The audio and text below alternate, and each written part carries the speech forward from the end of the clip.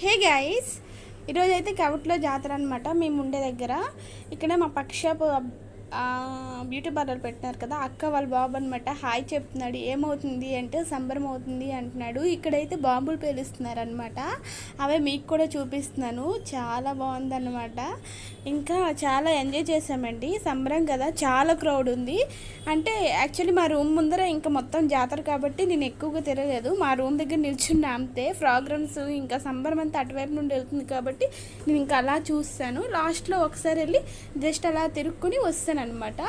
ఇక్కడైతే మొత్తం 6 programmes 1 by 1 ఒక్కొక్కటి వెళ్తుంది అనమాట, ఒకదాని తర్వాత ఒకటి. అదే చూపిస్తున్నాను. చూసారా, అందరు కింద తిరుగుతుంటే నేను మాత్రం పైనుండి సంబరం అంతా చూసేస్తున్నాను అని చెప్పి.